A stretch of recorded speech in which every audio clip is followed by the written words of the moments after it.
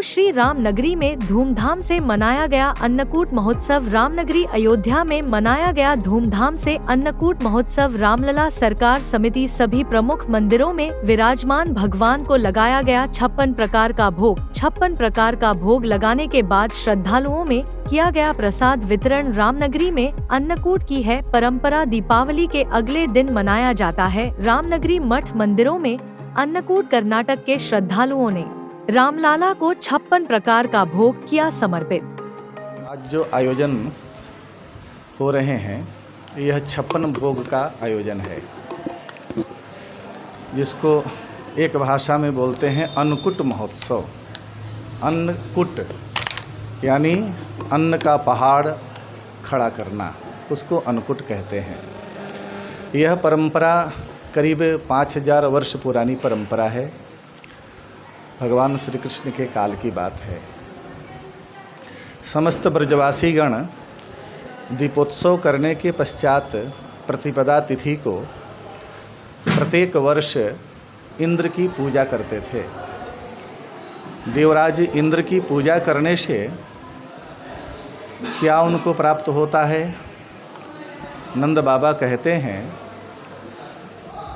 देवराज इंद्र की पूजा हम करेंगे, देवराज इंद्र जब प्रसन्न हो जाएंगे तो समय समय से वर्षा करेंगे।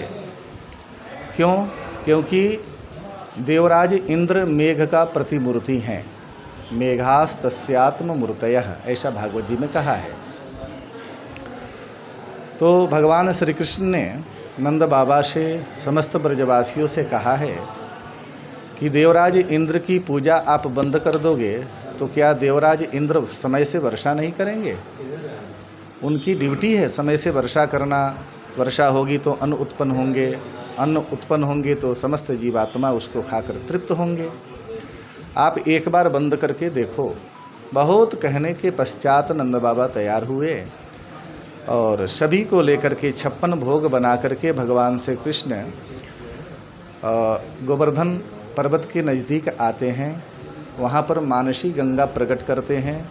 गोवर्धन जी का अभिषेक होता है और षोडशोपचार पूजन पश्चात नैवेद्य दिया जाता है।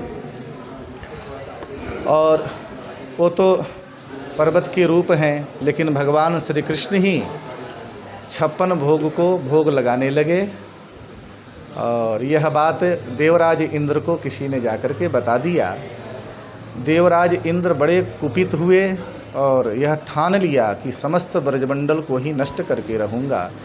7 रात्रि 7 दिन पर्यंत ब्रज के ऊपर वर्षा करना प्रारंभ किया और समस्त ब्रजवासी लोग चिल्लाए, भगवान श्री कृष्ण को पुकारे, प्रभु आप ही बचाओ। हम सब तो पहले कहते थे देवराज इंद्र की पूजा नहीं बंद करो, आपने बंद कराया है, अब रक्षा आपको ही करनी पड़ेगी।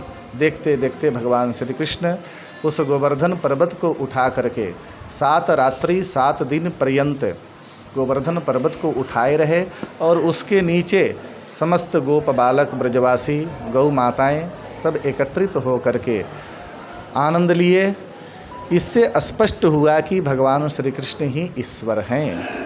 और ठीक 7वें दिन देवराज इंद्र को भी पता चल गया कि यह साक्षात ईश्वर है जिससे हमने पंगा लिया। और स्वयं देवराज इंद्र ऐरावत हाथी पर बैठ करके सुरभि गौ माता को लेकर के भगवान श्री कृष्ण की स्तुति करने आते हैं, प्रसन्न करने के लिए, क्योंकि अपराध तो बहुत बड़ा हुआ। तो उस अपराध को भगवान श्री कृष्ण ने तुरंत माफ़ कर दिया, क्षमा कर दिया। क्यों? कि देवराज इंद्र का काम क्या है? वर्षा करना। वर्षा का प्रतिमूर्ति है वो, वर्षा करना।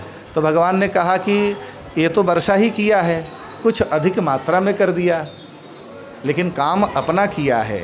अस्ति चेदीश्वरः कश्चित फलरूपेण कर्मणा। वास्तव में कोई ईश्वर नाम का चीज़ है, वस्तु है, तो वह किसको फल देता है? जो कर्म करता है। तो देवराज इंद्र ने अपना कर्म किया है, इसलिए भगवान ने क्षमा कर दिया। उस समय से यह परंपरा हमारी चल रही है। करीब 5000 वर्ष पूर्व की यह परंपरा है।